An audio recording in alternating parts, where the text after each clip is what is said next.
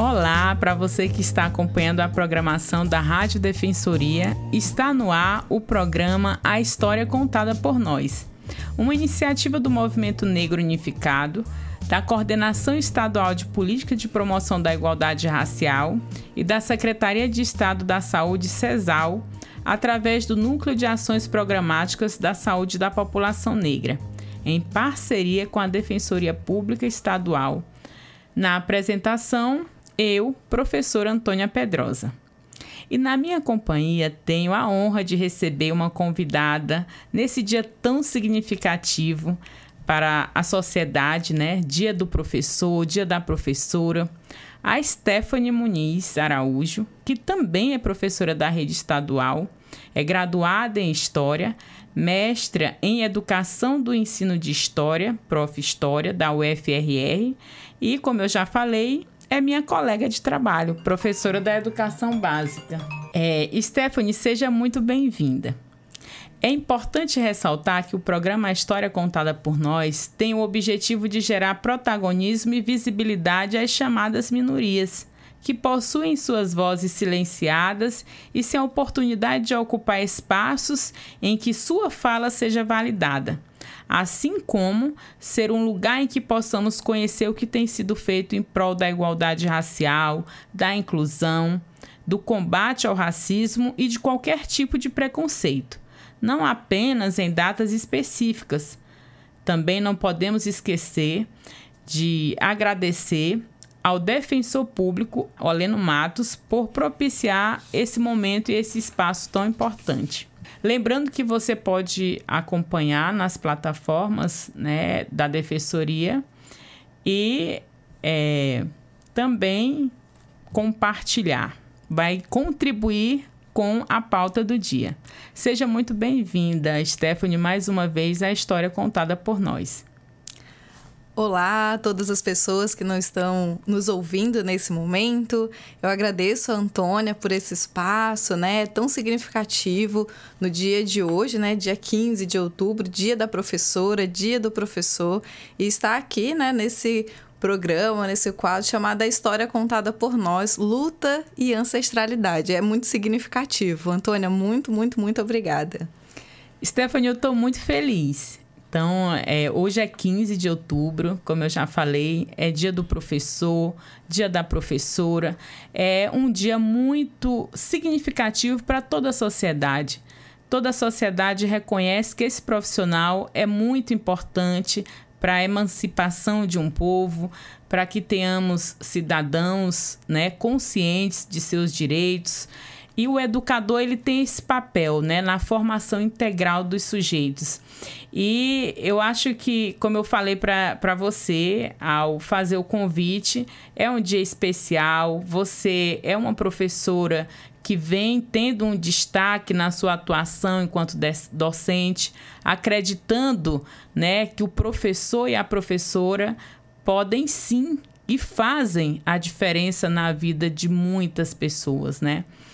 E, Stephanie, você foi premiada, né? Foi uma das vencedoras de um prêmio a nível nacional. A gente vai falar também sobre isso.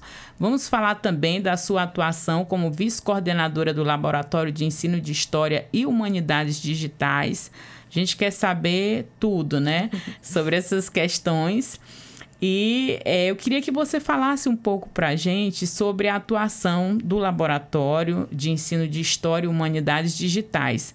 Qual a importância, como que esse laboratório tem atuado junto aos professores de História e como que reflete no ensino de História nas escolas?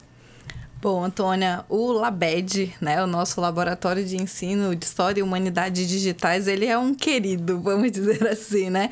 E se a gente fosse falar só sobre ele, daria um programa inteiro. Mas, assim, para a gente entender um pouco da atuação do LABED, ele tem um projeto guarda-chuva, né? Então, nós estamos atuando ali em várias frentes. Como você disse, eu sou a vice-coordenadora. Nós temos na coordenação a professora Marcela Albani, que nós duas, claro, junto com várias outras pessoas, a gente dá vida a esse laboratório.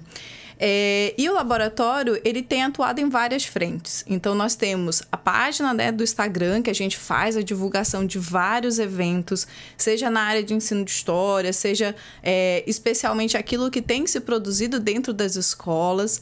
A gente também tem um grupo de pesquisa, que a gente se reúne uma vez ao mês para fazer, né, o estudo de várias temáticas. E nesse momento a gente também está com um projeto chamado Jovens Pesquisadores. Então essas pesquisadoras e esses pesquisadores cada vez mais vêm mostrando o que eles estão fazendo, né, dentro dos seus campos de pesquisa.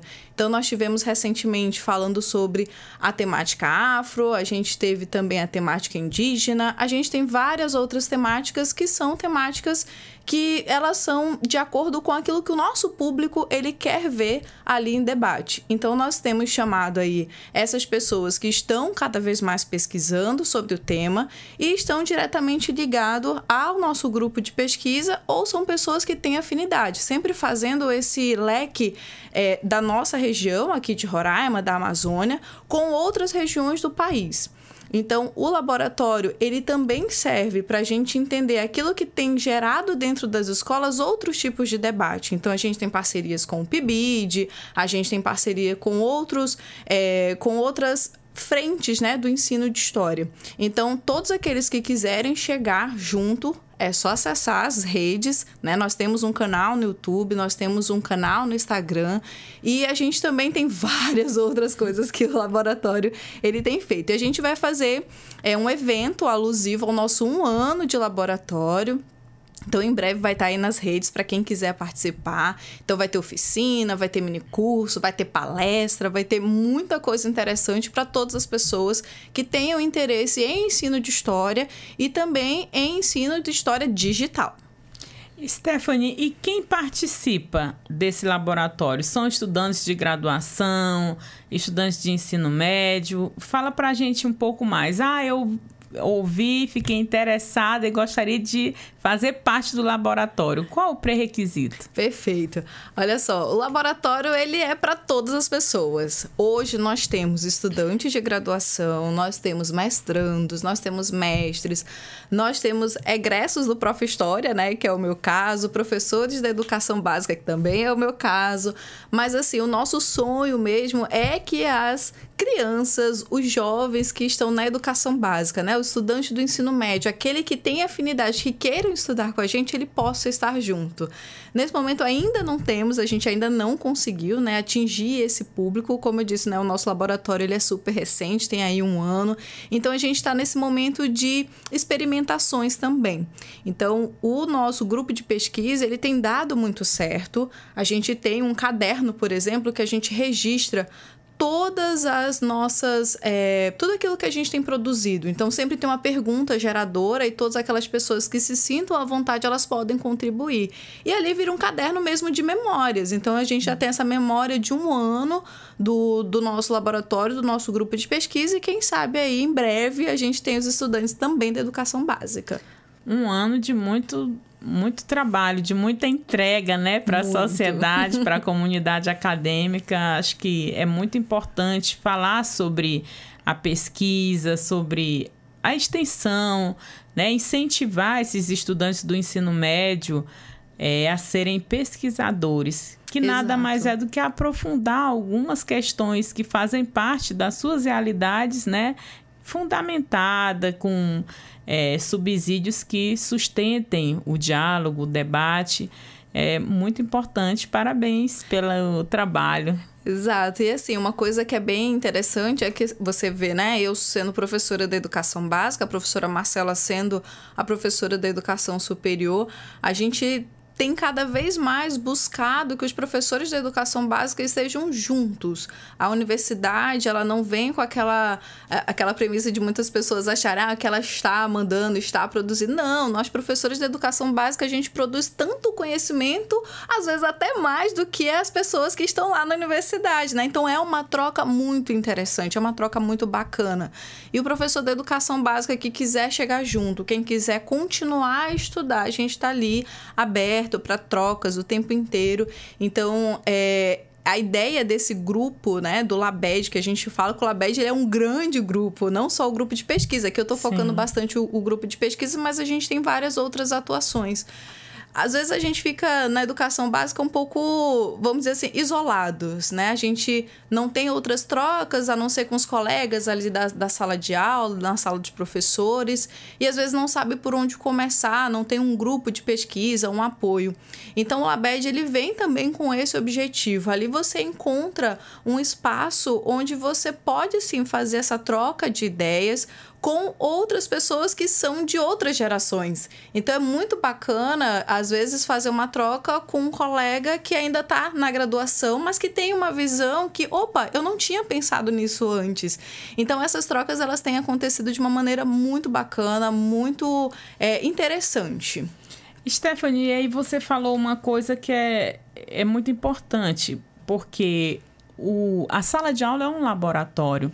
Então, nós que somos professores da educação básica, né? E aí nós temos vários exemplos de professoras e professores que desenvolvem ótimos, né, projetos, que fazem um trabalho de excelência, mas que muitas vezes são tomados e tomadas por tantas atribuições que não param um pouco para refletir sobre a importância, né, da pós-graduação. Às vezes tem o desejo de fazer uma pós, né, cursar um mestrado, um doutorado. E aí, por onde começar? O laboratório seria uma boa opção, né? Porque já começa ali a fazer parte de um grupo de pesquisa, começa a se integrar naquele grupo. E vai facilitar, né, a vida, Stephanie? Exatamente.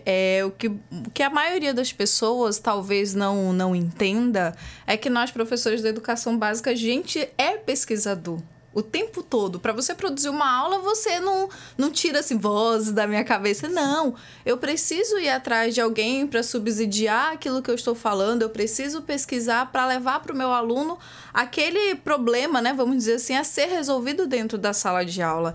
E o LABED, ele vem com essa inquietação também. Então, por exemplo, eu vou trabalhar, sei lá, sobre temática indígena, que é uma coisa assim que me interessa bastante. A gente tem material, né, que tem nas nossas lives, que tem entrevista, que tem várias coisas. Inclusive, o laboratório, ele disponibiliza alguns materiais como planos de aula, né, de coisas que o laboratório ele tem produzido mesmo junto aos professores. Então, a gente tem as meninas da graduação, né, que foi até a Escola São José.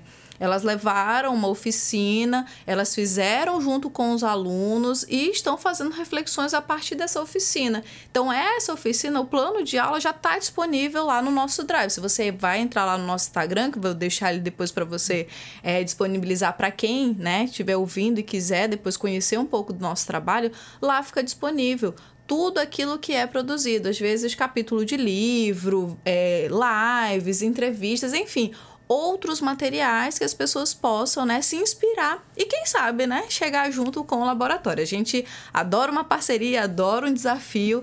Claro que às vezes falta um pouco de pernas para fazer tudo que a gente almeja, mas é isso. O laboratório é experimentação, é mão na massa, é estar junto da escola. E, assim, ressaltar também um trabalho belíssimo que os nossos bolsistas, né, eles têm feito. A gente tem bolsistas da universidade. Nós temos um trabalho maravilhoso que é feito com os Reels, né, que são os recortes, que, assim, tem sido também um objeto de estudo maravilhoso. Então, a gente tem aí os meninos e as meninas, né, que têm produzido cada vez mais nesse campo do digital, né? Então, o nosso laboratório, como a gente diz, a gente passaria um bom tempo aqui falando sobre ele. São muitas questões, né, inquietantes, interessantes. Mas, Stephanie, todas as informações foram essenciais. Eu acho que quem vai ouvir vai sim procurar, vai buscar o Instagram, vai buscar o material, porque é tudo muito importante. Mas eu queria falar com você, aproveitar para falar sobre o projeto, né, que você inscreveu para o prêmio do CERT e qual foi a temática do projeto. Eu quero que você fale para a gente qual a motivação, desse projeto e como que foi, né, ser premiada, o estado de Roraima pela primeira vez ter esse prêmio, trazer esse prêmio para Roraima. Acho que é muito significativo e a gente fica muito feliz. E eu queria que você falasse um pouco mais sobre o projeto As Mulheres que Fazem História, mas não estão nos livros de história, e falar sobre a inscrição do projeto, esse processo e como foi ganhar esse prêmio, né, para você.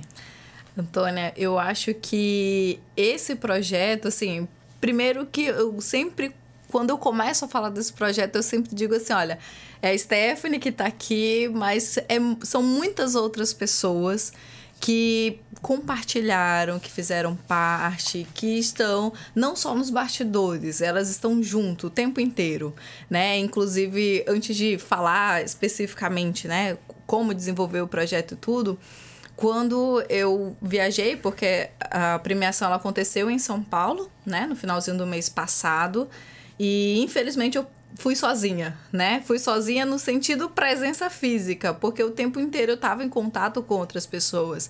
E no dia que foi anunciado a premiação, eu nunca esqueço, assim, era tão forte comigo que eu sentia a presença de todas as outras mulheres que me formaram, todas as outras mulheres que estão por trás desse projeto, por todas as mulheres que foram necessárias para que a gente pudesse estar aqui, para que a Antônia fosse Antônia hoje, para que Stephanie fosse Stephanie hoje. A gente tem toda a nossa ancestralidade carregando, né, a gente para chegar até aqui. Então, esse projeto, quando ele começa, porque assim, tudo tem um porquê, né? Tudo tem um porém. Então, para falar desse projeto, tem que voltar em 2022, só para você ter uma ideia. E formação de professor, de novo, com formação de professores. Porque na época, a professora Giane era a coordenadora da minha escola, gestora da minha escola, da Escola São José, e tinha a professora Virgínia, que ela atuava ali na formação, né, dos professores. E aí, vinha de um ano inteiro, de todos os encontros pedagógicos, a gente ter uma formação, né, específica e tal. E, como sempre, tinha uma tarefa para fazer. A gente adora fazer tarefa para os alunos, mas a gente não gosta que passem tarefas para a gente, né? E aí, a gente tinha levado uma tarefa para casa. E nessa tarefa para casa, o meu grupo não fez o trabalho. Antônia do céu, na hora, ele falou assim, Stephanie, te vira e faz. Aí eu falei, gente, mas como é que eu vou fazer isso? E o trabalho era assim, como você juntar a interdisciplinaridade, né, e o engajamento familiar. Eu falei, gente, como é que eu vou resolver isso, meu Deus? Não sei. E o professor, que é professor, eu, pelo menos particularmente, gosto muito de ler. E eu estava lendo um livro chamado Mulheres que Revolucionaram a História do Brasil, alguma coisa nesse sentido, Mulheres Extraordinárias, alguma coisa assim que eu não lembro agora. E esse livro, ele contava basicamente história de mulheres que não aparecem nos livros didáticos, de história especificamente, né? E ali eu conheci um monte de mulher, alguma que a gente já tinha ouvido aqui e ali, mas nunca tem dado uma ênfase maior. E eu falei, gente, vamos lá.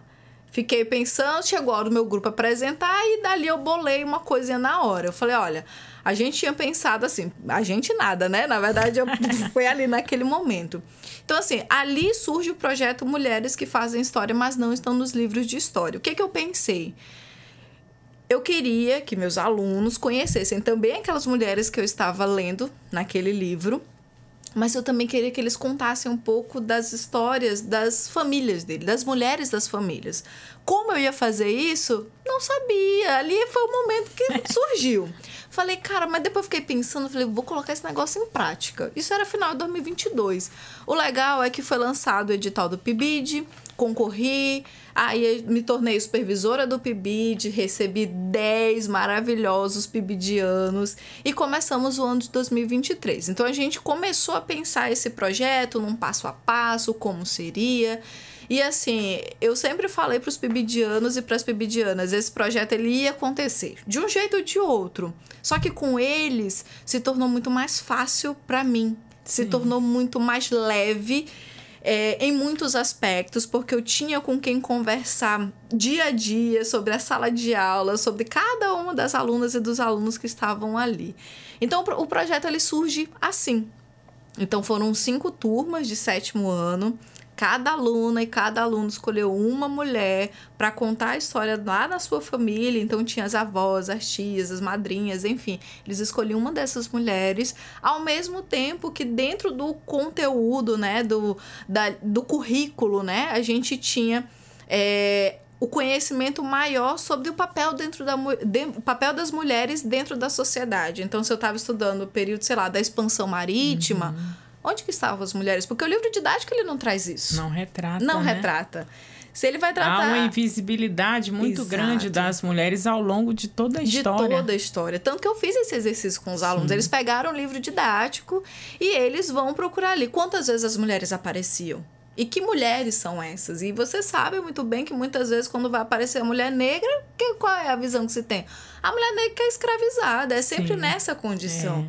E eu não queria mostrar isso para meus alunos, eu queria mostrar que as mulheres, né, elas iam muito além daquilo. Então, dentro do conteúdo, ao mesmo tempo que a gente trabalhava o projeto, a gente estava fazendo esse recorte, a gente fazia essa interseccionalidade entre todas as coisas que nós estávamos vendo. Então, foi um projeto trabalhado de março de 2023 até novembro de 2023. Então, foi um ano intenso, de muitas e muitas trocas, né, com as alunas e os alunos, com os pibitianos, com as outras supervisoras, porque, como eu te disse, ele é um projeto imenso e eu nunca, jamais conseguiria sozinha. Então, a professora Cleicimar, a professora Adriana, a professora Marcela, elas foram, assim, primordiais, né, nessas trocas, porque você sabe que as angústias, elas são muito grandes quando a gente está na sala de aula, e só quando a gente tem o apoio de outros professores, de outras professoras, é que a gente se fortalece cada vez mais. E esse grupo, né, formado de mulheres, né, então a gente tem um PIB de 2022-2024 todo de mulheres. Então, toda a coordenação do grupo de história era de mulheres. As 3 supervisoras eram mulheres, coordenadora de área Marcela, mulher, e a coordenadora institucional do PIBID, a professora Lucinete Martins, também mulher. Então, assim, gente, olha que riqueza disso.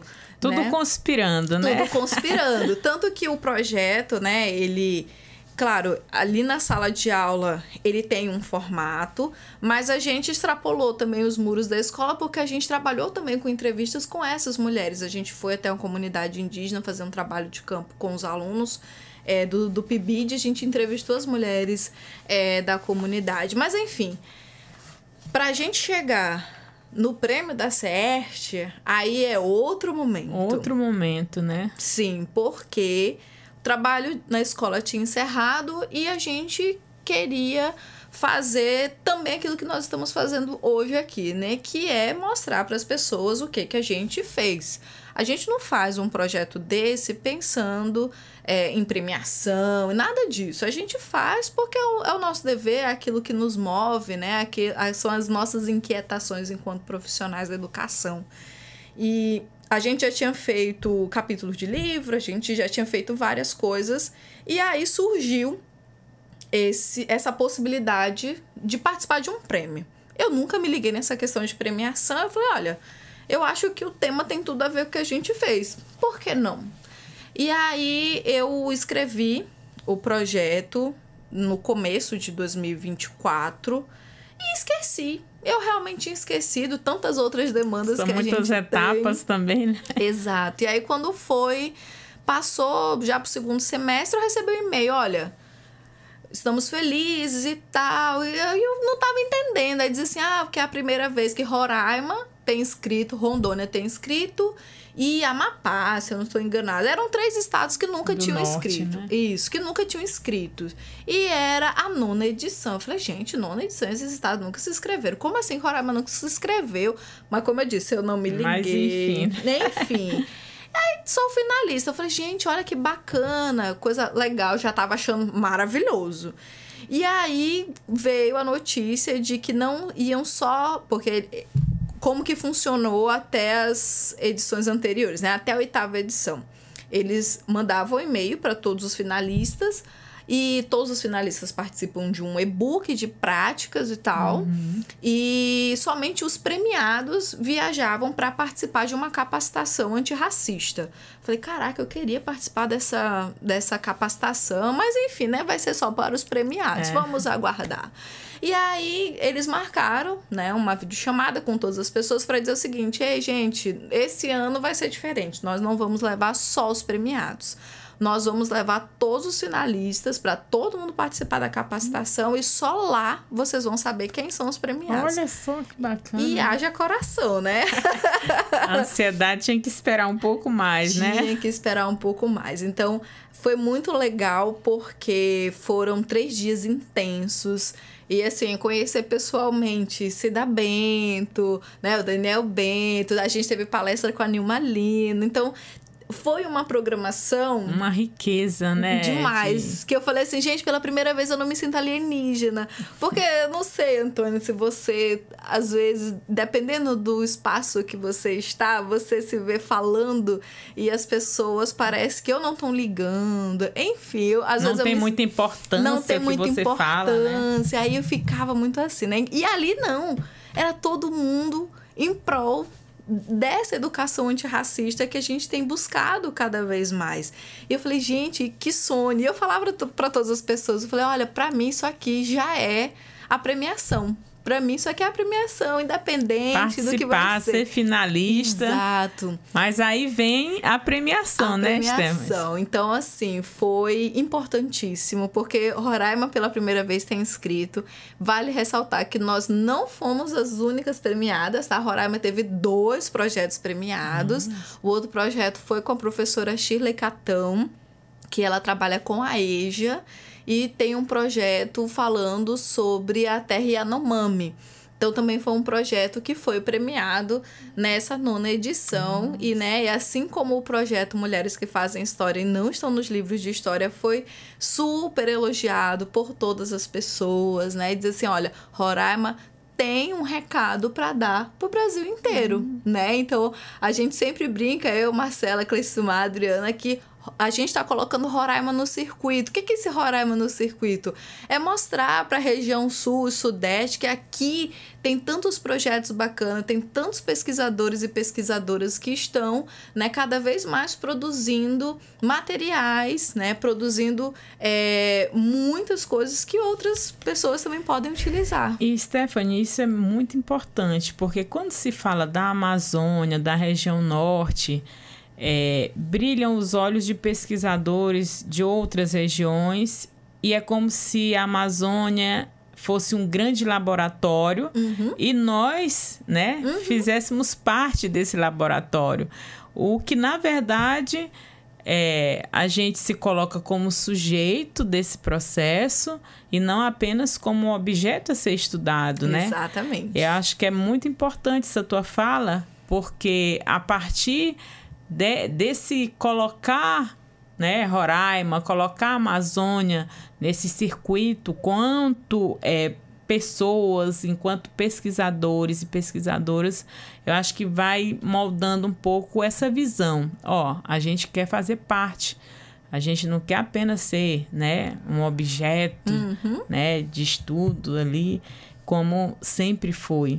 E aí eu acho que ter esse protagonismo de uma amazônida, né, que mora, que vive, sim, que respira, que faz, né, a pesquisa aqui e que está produzindo materiais, como você bem falou, é muito importante. E aí o nosso é um bate-papo curto, né?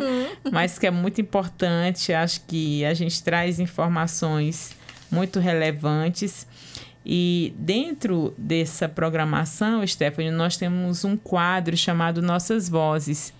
E hoje nós vamos ouvir uma mensagem da nossa coordenadora nacional do MNU, que é a Rosa Negra, que vai trazer uma mensagem desse dia, né, para os educadores de Roraima e do Brasil. Então, vamos ouvir a companheira Rosa Negra, que é uma sindicalista e coordenadora nacional do Movimento Negro Unificado. Olá, sou Rosa Negra, coordenadora do Movimento Negro Unificado, sindicalista e educadora. O dia 15 de outubro é uma data que celebra o trabalho das professoras e professores, profissionais essenciais na formação de cidadãos conscientes e críticos. Além de transmitir conhecimentos, eles e elas desempenham um papel fundamental na preparação de alunos e alunas para o mundo e para a vida em sociedade. Nesse contexto, a educação antirracista se destaca como uma abordagem vital. Professoras e professores que adotam essa perspectiva promovem um ambiente escolar inclusivo e diverso, onde todos e todas, os alunos e alunas, se sentem valorizadas e valorizados, independentemente de sua origem étnica ou racial. Essa prática não apenas combate preconceitos, mas também estimula a empatia e a solidariedade entre os estudantes.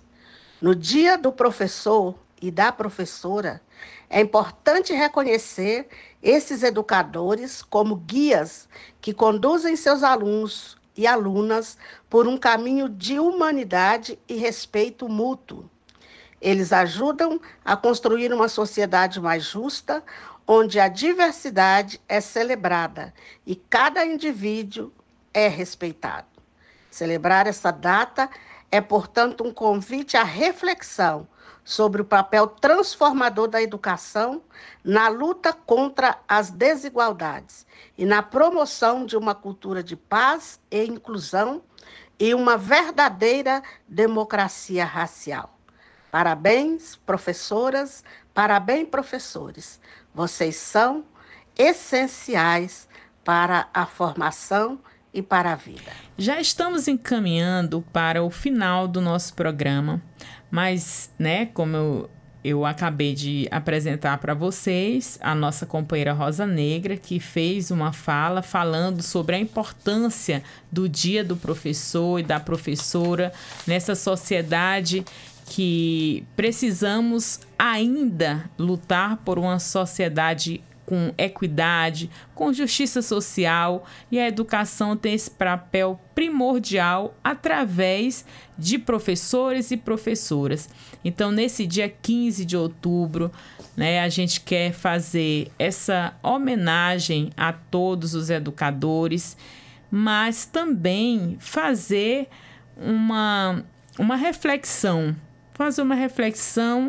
principalmente para nossos gestores, prefeitos, governadores, enfim, parlamentares. Essa categoria de profissionais da educação, os professores, é uma categoria que tem historicamente lutado por condições dignas de trabalho. Então, ser professor, qual seria o presente hoje, no Dia do Professor e da Professora? Eu acho que valorização salarial, condições dignas de trabalho, respeito, pelo seu trabalho e, principalmente, que esses profissionais não possam sofrer assédio moral no seu ambiente de trabalho, porque é uma das categorias mais acometidas pelo Burnout, por exemplo. E é um dia de felicitações, mas também um dia de reflexões. É uma categoria que tem, um dos mais baixos salários e que deveria ser muito melhor valorizada, ter condições, através do seu suor, de ter exclusividade para trabalhar apenas em uma cadeira, não precisar trabalhar em 2, 3 escolas para poder ter o básico para a sua família. Muitos professores da educação básica não conseguem ter plano de saúde, por exemplo, Ao serem acometidos, os planos de cargos e salário não garantem o salário na integralidade. Então, são reflexões que nós precisamos também fazer. E fazer esse apelo aos gestores, aos parlamentares, dos quais tem a possibilidade de melhorar a vida desses profissionais. Para além disso, a gente deseja, sim, um feliz Dia do Professor e da Professora, porque são, apesar de todas as adversidades, um profissional de excelência. E aqui, Stephanie, a gente traz você nesse dia e você trazendo aí exemplos, né, que motiva, que faz com que os demais professores e professoras possam, sim, fazer um trabalho de excelência, pensar na sua formação profissional e qualificando cada vez mais a sua prática pedagógica. E gostaria, sim, mais uma vez, de agradecer por sua contribuição e participação, Stephanie, nesse espaço tão importante. Seja sempre muito bem-vinda. E queria ouvir de você, brevemente, uma mensagem nesse dia para os professores e professoras. Antônia, antes de vir para cá, eu estava vendo uma mensagem, né? Que falava, Paulo Freire dizia, né? Como é que vamos ter escolas felizes se nós temos professoras e professores tristes? Então, é basicamente isso que você falou agora há pouco, né? Esse 15 de outubro, ele é um dia, né, da professora e do professor, que a gente lembra com muito carinho de todos aqueles que nos formaram para a gente chegar até aqui, mas a gente também lembra que é um dia de luta. Mais um dia de luta para os profissionais da educação, né? Para os nossos queridos e amados professores e professoras.